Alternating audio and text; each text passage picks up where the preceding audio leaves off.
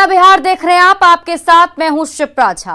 बांका में बड़े पैमाने पर धर्म परिवर्तन कराया जा रहा है।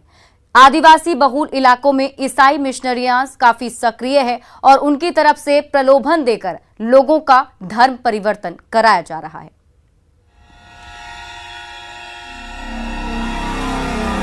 घर के बाहर लगा ये क्रॉस का निशान बताने के लिए काफी है कि इस घर में रहने वाले ईसाई हैं।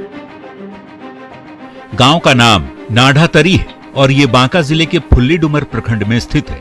इस गांव के अधिकांश घरों के बाहर आपको क्रॉस का ये निशान देखने को मिल जाएगा, यानी यहाँ के अधिकतर लोग ईसाई हैं। पर ऐसा नहीं है कि हमेशा से ही ये ईसाई रहे हों।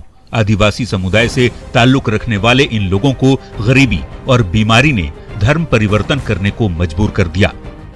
तो गरीबी का लाभ उठाकर ईसाई धर्म वाला प्रलोभन दे करके शिक्षा के लिए, शादी विवाह के लिए, सिंचाई के लिए हर तरह का प्रलोभन दे करके गरीबी का लाभ उठाकर धर्म परिवर्तन कराता है। कटोरिया प्रखंड के मेनकाटेह गांव की तस्वीर भी हूबहू नाढ़ातरी की तरह ही है। गांव में गरीबी का बसेरा है, जिसकी वजह से अधिकांश लोगों ने ईसाई धर्म अपना लिया है। जितना ध्यान देना चाहिए उतना ध्यान नहीं देते हैं यहाँ के शिक्षकों लोगों ने। स्वास्थ्य लोगों का व्यवस्था, हम लोगों का स्वास्थ्य केंद्र भी यहाँ नहीं है। ईसाई धर्म हो या नहीं हो उससे हम लोगों को मतलब नहीं है। हम लोगों को मतलब है कि वहाँ का मतलब हम लोगों को यही है कि व्यवस्था होनी चाहिए। यानी कोई भी दे, चाहे ईसाई दे, मुस्लिम दे, सिख दे, ईसाई दे, कोई भी दे, हम लोगों का बच्चे को पढ़ाई से मतलब है। अच्छा, आप उस ओर जाएंगे। ये हाल सिर्फ एक दो गांव का नहीं है। बांका जिले के अधिकांश आदिवासी बहुल इलाकों में आपको यही तस्वीर देखने को मिलेगी। चपेट में बांका जिले के बौंसी, बेलहर, चांदन, कटोरिया और फुल्लीडुमर प्रखंड का आदिवासी बहुल क्षेत्र इसकी चपेट में आ चुका है और इसके पीछे मिशनरी से जुड़े हुए लोग हैं, जिसके चलते हजारों लोग अब तक प्रलोभन के चक्कर में आकर आदिवासी धर्म छोड़कर ईसाई धर्म में मतांतरण अपना कर चुके हैं। एक तरफ धर्मांतरण की प्रक्रिया चल रही है तो दूसरी तरफ आदिवासी बहुल इलाके में भीतिया पंचायत के पूर्व मुखिया जागेश्वर मरांडी जैसे कुछ लोग भी हैं जो लगातार इस काम में लगे हुए हैं कि जिन लोगों ने धर्मांतरण किया है उन्हें समझा बुझाकर वापस अपने धर्म में लाया जाए। अपने मकसद में वो एक हद तक कामयाब भी हो रहे हैं, लेकिन गरीबी और ईसाई मिशनरीज के बल के सामने ये प्रयास ऊंट के मुंह में जीरे के समान है। न्यूज़ 18 के लिए बांका से नागेंद्र की रिपोर्ट। बिहार में नदियां एक बार फिर उफान पर हैं। वाल्मीकि नगर बराज से पानी छोड़ जाने की बात से बगहा के एसएसबी कैंप में पानी घुस गया है, तो गोपालगंज के कई इलाके भी जलमग्न हैं। आधा दर्जन पंचायतों का जिला मुख्यालय से सड़क संपर्क टूट गया है। वहीं मधुबनी में कमला नदी खतरे के निशान से ऊपर बह रही है।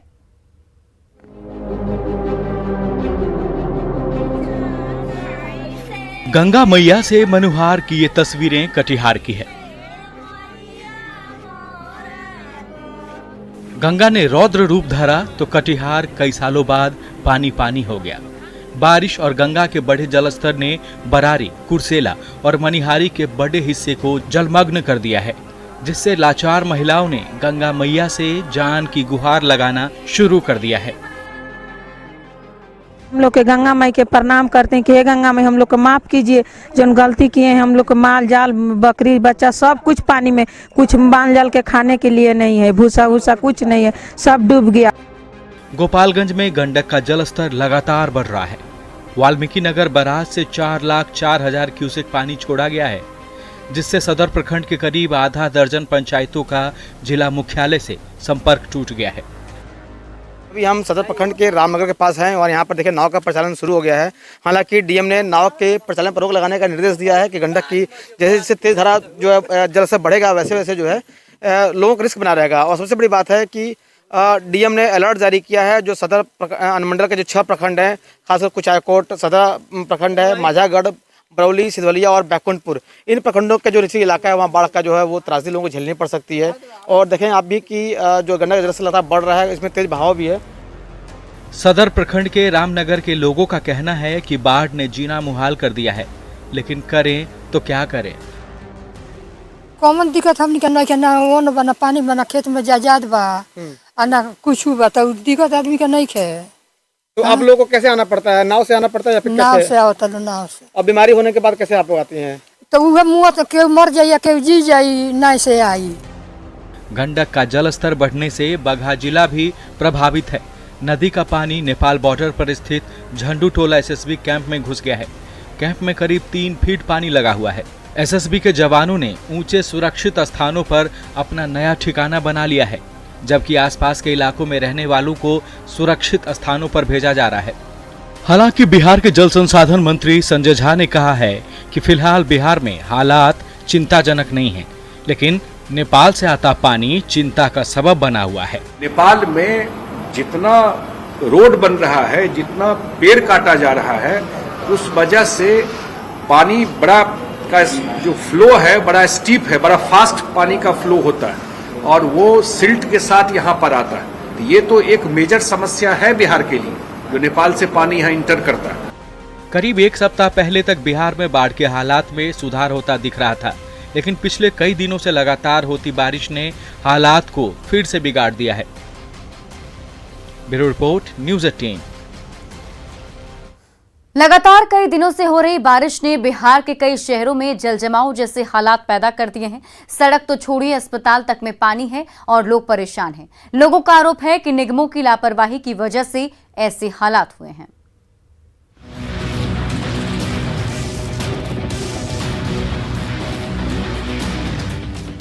दरिया में तब्दील ये दरभंगा शहर की गलियां हैं। लगातार हो रही 2 दिनों की बारिश ने शहर का हाल बेहाल कर दिया है। करीब करीब शहर के सभी मुख्य सड़कों पर पानी है और लोग परेशान। हालात का अंदाजा इसी बात से लगा सकते हैं कि खुद दरभंगा नगर निगम का ऑफिस पानी में डूब चुका है। अब जरा दरभंगा के सबसे बड़े अस्पताल डीएमसीएच का हाल भी देख लीजिए। डीएमसीएच की आपातकालीन सेवा के साथ साथ शिशु विभाग और मेडिसिन विभाग में घुटने भर पानी लगा है, जबकि अस्पताल अधीक्षक का कार्यालय झील में तब्दील हो चुका है। दरभंगा के लोग इस हालात के लिए नगर निगम को जिम्मेदार ठहरा रहे हैं। यह है कि मौसम विभाग ने जो है 2 दिन का बारिश होने की संभावना बताई थी, लेकिन ये कंडीशन देख रहे हैं यहाँ का कंडीशन। आज हमारे बच्चे यहाँ पे गिर गए हैं। इसके अंदर अगर चले जाएगा तो अंदर कौन जिम्मेदार होगा? हर इंसान को परेशानी हो रही है, तकलीफ हो रही है। सब आदमी एक दूसरे कहीं जा नहीं सकता है। कितने इसमें गिर गए हैं बच्चे और कितने साइकिल वाला गिर गया। बारिश ने दरभंगा नगर निगम के साथ साथ मोतिहारी नगर निगम की भी पोल खोलकर रख दी है। मोहल्ले तो टापू में तब्दील हो ही चुके हैं। सबसे खराब हाल सदर अस्पताल का है। अस्पताल के चारों तरफ पानी भरा है, जिससे मरीजों और उनके परिजनों को खासी परेशानी हो रही है। डिलीवरी वाला पेशेंट है, कितना दिक्कत हो रहा है हम लोग इसमें लेकर आने से। चाहते हैं, ये चाहते हैं कि वहाँ सरकारी हॉस्पिटल में ध्यान दे।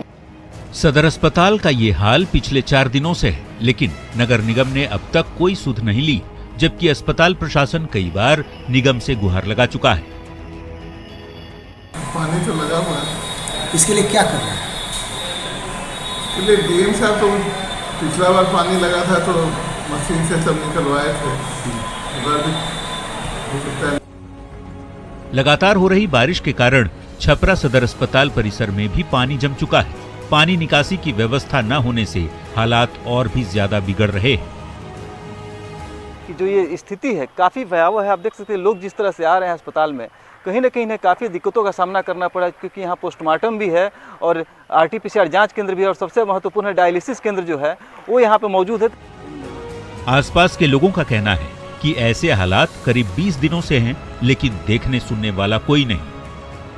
महीनों से लगा हुआ है सर, महीनों से ऊपर हो गया। थोड़ा सा भी जब भी बारिश होती है यहाँ पूरा ये परिसर डूब जाता है, जबकि यहाँ पे 4 यूनिट चलता है। NT-PCR है, RT-PCR है, NCR है, उसके बाद आपका ये HIV डिपार्टमेंट है। सारे मरीज लोग ऐसे ही हिल के आते जाते हैं। स्टाफ लोगों को भी ऐसे ही आना जाना पड़ता है। बिहार में बाढ़ के हालात हैं, लोग परेशान भी हैं, लेकिन जिस ढंग से 2-3 दिन की बारिश से शहरी इलाकों में जल जमाव हुआ है, उसने निगम की तैयारियों की पोल खोलकर रख दी है। Bureau report, news 18। छपरा में एक स्ट्रीट वेंडर की पिटाई का वीडियो वायरल हो रहा है। ट्रैफिक जवान ठेले वाले को पीटता दिख रहा है। उसकी गलती सिर्फ इतनी थी कि उसने सिपाही की बात नहीं मानी और इसके बाद जो हुआ आपके सामने है। छपरा में एक स्ट्रीट वेंडर को पुलिसकर्मी द्वारा पीटने का वीडियो वायरल हो रहा है। वीडियो में सारण पुलिस का एक जवान जो ट्रैफिक ड्यूटी में तैनात है, वो एक ठेले वाले को पीटता दिख रहा है। इस ठेले वाले की गलती सिर्फ इतनी है कि उसने सिपाही की बात अनसुनी कर दी। फिर क्या था, ठेले पर टमाटर बेचने वाले शख्स के लिए यही भारी पड़ गया। देखिए वीडियो में कैसे पुलिस के जवान के द्वारा बिजली के मोटे वायर से ठेले वाले की पिटाई की जा रही है। इसका वीडियो वहां खड़े लोगों ने बना लिया, जो अब वायरल हो रहा है। छपरा में खाकी की गुंडागर्दी की तस्वीर सामने आने के बाद लोग भी हैरत में हैं। पूरा मामला एसपी कार्यालय के पास का है। सवाल है कि जिस पर लोगों की सुरक्षा की जिम्मेवारी है, वही ऐसा व्यवहार कैसे कर सकता है। अब लोग दोषी पुलिस के जवान पर कार्रवाई की मांग कर रहे हैं। बक्सर में एयरफोर्स के हेलीकॉप्टर चिनूक को अब तक ठीक नहीं किया जा सका है। एक्सपर्ट की टीम हेलीकॉप्टर की मरम्मत में जुटी है, लेकिन 2 दिनों बाद भी इसमें कामयाबी नहीं मिली। वहीं चिनूक को देखने के लिए बड़ी संख्या में लोग पहुंचे। इनमें ऐसे लोग भी शामिल हैं जो दूसरे जिलों से पहुंच रहे हैं और बक्सर का मानिकपुर गांव टूरिस्ट स्पॉट में तब्दील हो गया है।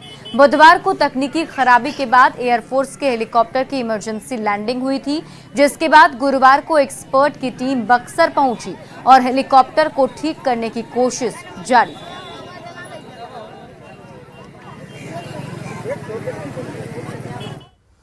सुपौल में रास्ते के विवाद में 2 पक्षों के बीच जमकर मारपीट हुई। घटना राघोपुर थाना के हुलास गांव की है, जहां रास्ते को लेकर विवाद में 2 पक्ष आपस में भिड़ गए। दोनों तरफ से जमकर लाठी डंडे और पत्थर चले। महिलाओं ने भी लाठी डंडे से एक दूसरे पर जमकर हमला किया। मारपीट में करीब 17 लोग घायल हुए हैं। सभी को इलाज के लिए अस्पताल में भर्ती कराया गया है। कारण अभी पंचायती नहीं हुआ, जिसके कारण ये लोग आक्रोश पे उठ के लाठी लेकर चले आए रोड पर और सब बेरहा उरहा तोड़ना लग गया। उसमें मेरे चाचा जी राजधर कामत जी आए, उनको मारकर रोड पे पार दिया गया। यहाँ पे हुलास एक जगह है, वहाँ से 17 लोग इंजर्ड होके आए हैं। इसमें कुछ महिला कुछ पुरुष भी हैं। इन लोगों का इलाज यहाँ चल रहा है। ये लोग खतरे से बाहर हैं। वैशाली के राघोपुर दियारा इलाके में जहरीली शराब पीने से 5 लोगों की मौत के बाद गांव में मातम पसरा है। जुड़ावनपुर थाना क्षेत्र के चक सिंगार पंचायत के वार्ड नंबर 6 के दलित बस्ती में मातम है। न्यूज़ 18 की टीम वहां एक घर में पहुंची, जिस घर का एकमात्र कमाऊ शख्स जहरीली शराब का शिकार हो गया। देखिए संवाददाता संजय कुमार की रिपोर्ट। इस वक्त हम जुड़ावनपुर चकसिंगार पंचायत में हैं और दिनेश राम, जिनकी जहरीली शराब पीने से मौत हुई है, जो मृतकों का संस्कार होता है वही संस्कार की प्रक्रिया जो है अभी चल रही है और जो औपचारिकता है परिवार निभाने को विवश है।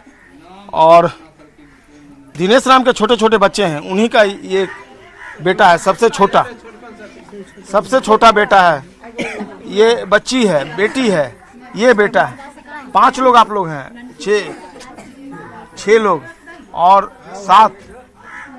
और देखिए वाकई में दिनेश राम ही घर के एकमात्र कमाने वाले सदस्य थे और इनके ये छोटे छोटे बच्चे आज यतीम हो गए, पिता नहीं रहे और इन्हें पता भी नहीं होगा इन बच्चों को बेचारों को कि अब इनके पिता इस दुनिया में नहीं है। ये कैसी विडंबनापूर्ण तस्वीर है, कितनी दुर्भाग्यपूर्ण तस्वीर स्थिति है, इसका अंदाजा आपको यहाँ आने के बाद ही पता चल पाएगा। 1000 प्रश्न भरकर सामने आने लगे। इनके प्रश्नों का जवाब कौन देगा? यहां के डीएम साहब देंगे, यहां के एसपी देंगे, या जुड़ावनपुर थाने के थानेदार देंगे, जो अभी बैठ करके थाने के अंदर हम जब गए थे तो कहने लगे हम बात नहीं कर पाएंगे, हम सस्पेंड कर दिए जाएंगे। भैया आपसे बात करने की जरूरत ही क्या है? अगर आप अपने दायित्व में सफल रहते अगर आपने शराब के धंधेबाजों को पकड़ लिया होता तो आज ये बच्चे यतीम नहीं होते और गीता जी विधवा नहीं हो गई होती। लेकिन आप फेलियर रहे, आप विफल रहे अपने जिम्मेवारी को निभाने में। और इसका सबसे ज्यादा अगर ब्रजपात टूटा तो इस परिवार पर और इस जुरावनपुर के 5 परिवार पर जो आज तिल तिल को मरने को विवश दिख रहे हैं। डर है, खौफ है प्रशासन का, पुलिस का कि बोलेंगे तो पता नहीं क्या हो जाएगा। लेकिन हकीकत भी यही है कि सरकार ने अगर कानून बनाए हैं, निभाने की जिम्मेवारी जरूर पुलिस प्रशासन के ऊपर है, लेकिन हम सब की भी जिम्मेवारी है कि हम निर्भीक होकर इस मामले में आगे आएं, हर एक के खिलाफ आवाज उठाएं, क्योंकि उन्हीं के शराब की वजह से और उनकी मिली भगत से, पुलिस की मिली भगत, शराब के धंधेबाजों के धंधे की वजह से घर का कोई ना कोई एक सदस्य चला गया और बच्चे यतीम हो गए, औरतें विधवा हो गई और इसके बाद खड़े हो गए कई सवाल।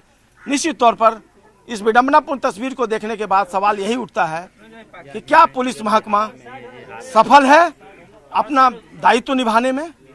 शायद नहीं।